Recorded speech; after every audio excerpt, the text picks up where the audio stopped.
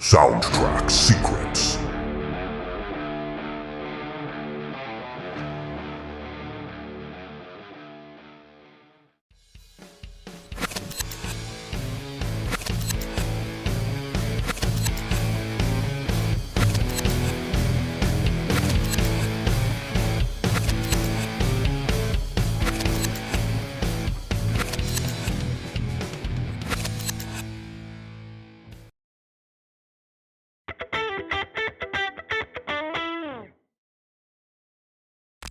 The early 1990s felt like a small earthquake in the rock world. A raw, unpolished album from Seattle suddenly shifted the landscape. Alternative and grunge were breaking down the dominance of hair metal and arena rock that had ruled the airwaves and MTV. On the other side of the stage stood Guns N' Roses. Massive, glamorous, and excessive, Use Your Illusion and their stadium-filling tours cemented their reign as arena rock kings, symbols of ambition and extravagance. Imagine two completely different worlds. Nirvana with flannel shirts, dirty guitars, and an anti-glam attitude, versus GNR with leather jackets, bombastic productions, and a superstar aura almost untouchable.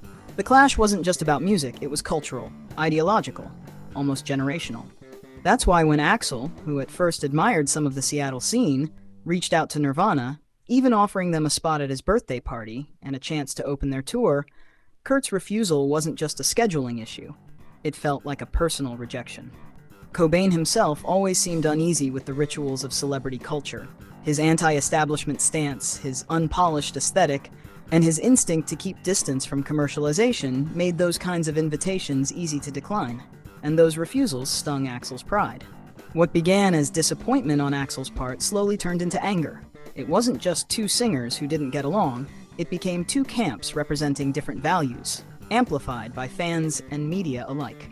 All that tension boiled over in one unforgettable night, the 1992 MTV Video Music Awards, where the old guard and the new wave shared the same stage, and Backstage became the site of legendary sparks. According to witnesses and reports, things exploded when Courtney Love jokingly asked Axl to be their baby's godfather. Axl's response, threatening Kurt to shut his ignited a storm of insults and tension backstage. Kurt, with his signature sarcasm, brushed it off with mock calmness, turning the moment into both comedy and confrontation, widening the rift in front of peers and cameras. On stage, after Nirvana performed, Dave Grohl taunted by calling out Axl's name repeatedly into the mic. Backstage, the tension nearly escalated into a physical brawl between the band's bass players. Krist Novoselic later recounted those chaotic moments, including his infamous bass toss that added another layer of mayhem to an already combustible evening. At its core, this feud wasn't about who sang better or who sold more records. It was the meeting of two musical ecosystems with clashing identities, magnified by the press into a battle of eras. To the public, Axl embodied the unreachable rock star, larger than life, fiery and proud. Cobain, meanwhile, became the reluctant voice of a new generation, skeptical, raw, and allergic to pretense. The VMAs of 1992 crystallized that narrative. More than songs or albums, it was the interpersonal drama that fed debates about which music was more authentic, a debate that fans still echo decades later.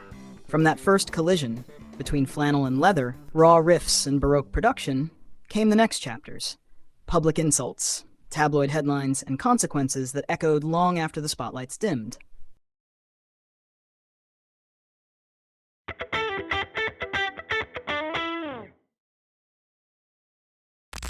The night of the 1992 MTV Video Music Awards was supposed to celebrate music, but for Nirvana and Guns N' Roses, it turned into a battlefield. Backstage tension filled the air, and fans had no idea they were about to witness one of rock's most infamous clashes. Moments before the show, Courtney Love spotted Axl Rose and decided to throw a sarcastic joke. She called out, asking if Axl wanted to be their daughter's godfather. It was meant as a jab, but it struck a nerve. Axl didn't take it lightly. He turned to Kurt and, in front of everyone, snapped at him to watch over your partner. The words carried a sharp edge, a public attempt to humiliate Cobain. The room froze. Musicians, managers, and staff nearby suddenly realized this wasn't a playful exchange. It was a direct confrontation. Cobain, however, didn't explode with anger. Instead, he smirked and responded with biting sarcasm to Courtney, saying, "Do you hear what Mr. Hype Rockstar just said?" His calm mockery undercut Axl's aggression.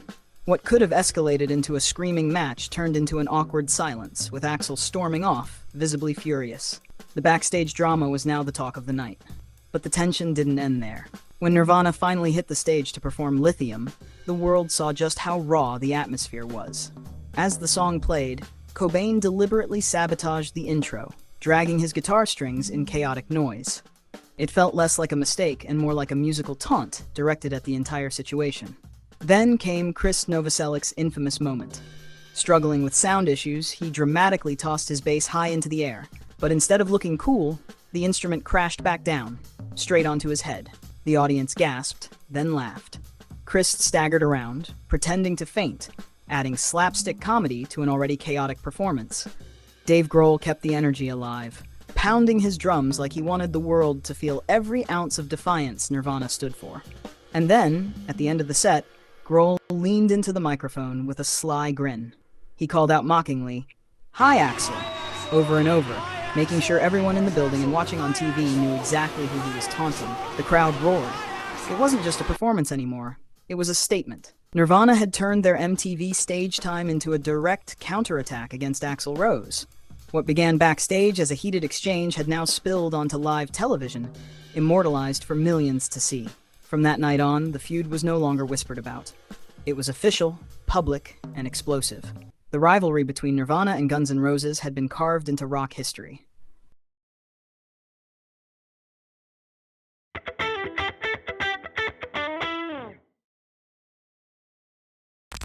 The feud between Nirvana and Guns N' Roses may have lasted only briefly in the early 90s, but its echoes stretched far beyond that moment. The press, hungry for drama, amplified the story and turned it into a clash of eras. Those who worshipped the grunge revolution and those who stayed loyal to glam metal and its excess.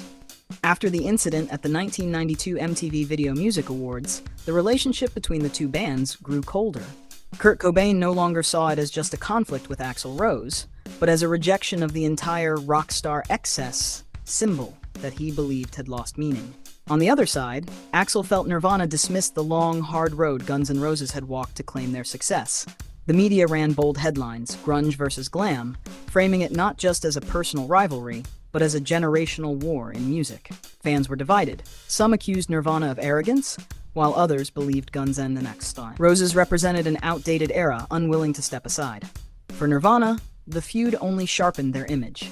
Kurt Cobain became the face of the anti-rock star movement, a musician who rejected labels, refused pretension, and insisted music should return to its core: honesty. Other grunge bands like Pearl Jam and Soundgarden were swept into this movement as well, seen as part of the wave replacing glam metal's dominance. Meanwhile, Guns N' Roses tried to hold their ground. Their use. Your Illusion albums were still selling, their stadium shows still massive, but the shadow of grunge was creeping in. Younger audiences didn't want flashy costumes and grandiose shows anymore. They wanted something raw, something that felt like their own lives. Record labels quickly adjusted. Where glam metal had once been the golden goose, executives now rushed to sign grunge acts. Without realizing it, the Nirvana Guns N' Roses feud helped accelerate a global shift in the music industry. But there was a darker side to it. Kurt Cobain felt the weight of everything pressing down on him. The endless tension with Axl Rose was only one piece of the puzzle. The media pressure, public expectations, and his personal struggles left him more fragile than ever. Ironically, Axl Rose, often seen as volatile and ego-driven, endured longer under the spotlight. Guns N' Roses faced their own chaos, but Axl's name survived as a symbol of 80s and 90s rock, controversy, and all. When Kurt Cobain passed away in 1994, the rivalry abruptly ended. There was no longer a Nirvana to return Axl's words, no more sparks to fuel the fire. The music world lost one of its most honest and uncompromising voices. Over time, the feud became less of a tabloid drama and more of a milestone in rock history. It marked the transition from glam's glitter to grunge's grit, from spectacle to sincerity. Decades later, many fans look back with nostalgia. They realize that without this collision of worlds, rock's history wouldn't be nearly as rich. Axl Rose himself, in later interviews, spoke of Kurt Cobain. The words weren't always sweet, but beneath them lay a trace of respect, an acknowledgement that Nirvana brought something undeniable, something that changed music forever. The legacy of this feud isn't about who won or lost.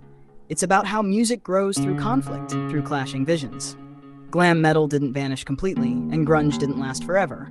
but both reshaped the landscape in their own way. And in the end, the Nirvana Guns N' Roses feud stands as proof that music, like life, evolves through conflict, collisions, and the stories they leave behind.